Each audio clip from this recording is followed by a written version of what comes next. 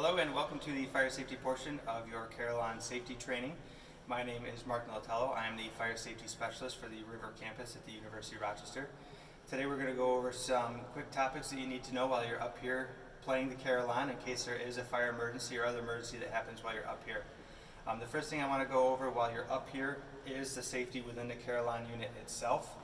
The carillon box is equipped with a automatic fire sprinkler, and here it's in the middle right here. It's this sprinkler head right here. It has a cage around it. While you're up here and removing backpacks or any other equipment, you want to be mindful that that's there and don't swing anything overhead. If you hit that, it will break the sprinkler and there'll be a large amount of water that sprays within the carillon and will heavily damage it.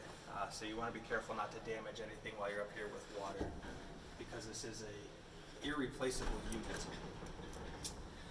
The second thing you want to be mindful of while you're up here is if there is an actual fire emergency or the fire alarm does go off in the building, you will hear the fire alarm sound. It's an audio visual device. It's outside here.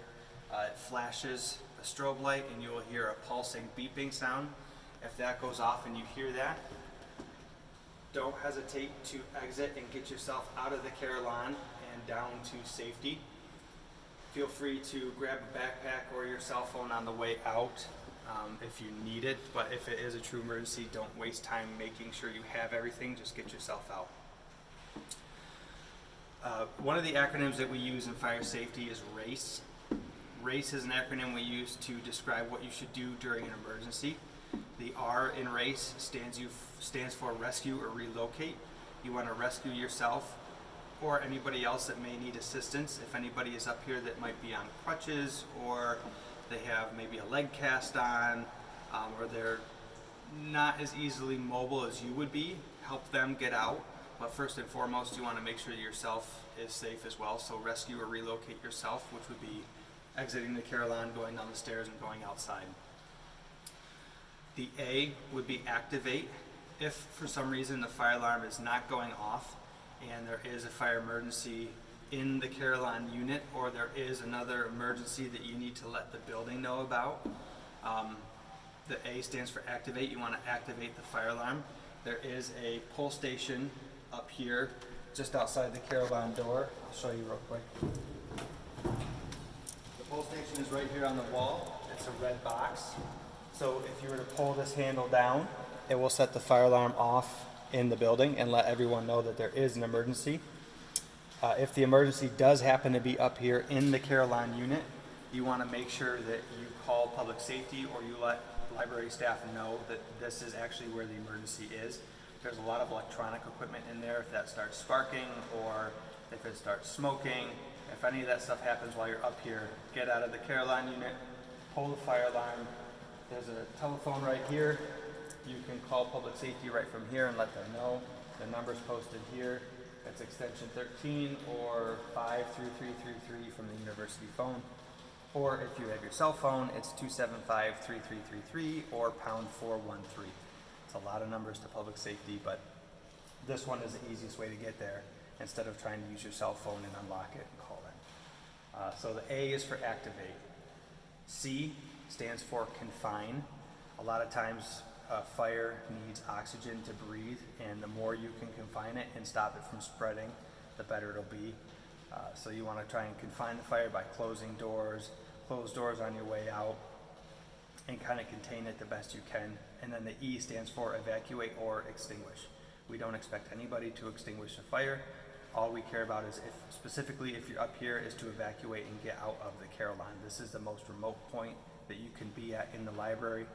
So the faster that you can get out and get away from the building, the better. Once you evacuate, you're going to go outside. There's going to be library staff personnel. They'll be wearing orange or yellow vests. Please let them know that you were in the carillon, you were a student in the carillon, and that you are now outside.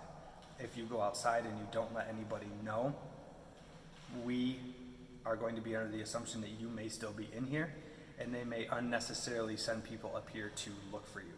So once you evacuate, please let them know that you are safely outside.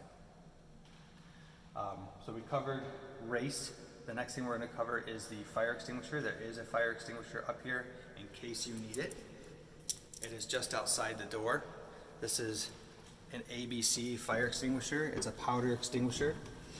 We have another acronym that we use for fire extinguisher. It's called PASS. So the first thing you want to do if you ever pick up an extinguisher and it has a dial on it, make sure that the dial is in the green and that it is safe to use. So we use the acronym PASS. There's a pin in here. The first P stands for pull the pin. So the pin stays in place so that when you pick it up you don't accidentally discharge it. There's a seal that goes through the pin. The seal is easily snapped by just pulling it, or you can twist the pin and remove the pin. The A stands for aim. There's a hose on the fire extinguisher that you pull out of its holder, and you want to aim it at the base of the fire. The reason you want to aim it at the base of the fire is because that whatever is burning is going to be at the bottom. It's going to be wherever the source that's allowing the fire to burn is.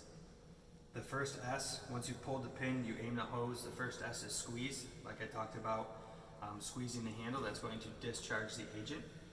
Once you squeeze the handle, the agent is going to start to come out, and then you're going to want to, the second S is sweep from side to side and front to back. So whatever's burning, you want to make sure that you're fully covering the fire when you're sweeping side to side so that it fully goes out. Once you've done putting out the fire, you never want to turn your back on the fire in case it ignites again or it sparks back up. That way you can be readily available to put it out again. But we don't expect you to use the fire extinguisher. The only reason that this fire extinguisher is here is to get you out safely if there is a problem between you and the emergency stairwell. At the top of the stairs there is an elevator mechanical room, so should something fail in the elevator mechanical room or there is a fire, this is here to protect you to get past that to get down the stairs. We don't expect you to pick this up and put anything out if this is something is wrong in here. So we've covered race and pass. We've covered the sprinkler. I think the next thing that we should cover is the weather. If there's weather up here, if there's lightning, thunder, you don't play the carillon in inclement weather. If there's a medical emergency, you can call public safety, let them know where you are. That way we can get help up to you. If somebody gets injured up here, call public safety. Everyone has a cell phone, so you can easily call public safety from your cell phone or from the phone at the top of the stairs, like mentioned before. But the best thing to do is if there is a true emergency within the building or the alarm starts going off is to get yourself out. And I think the next thing we'll do is show you the way down.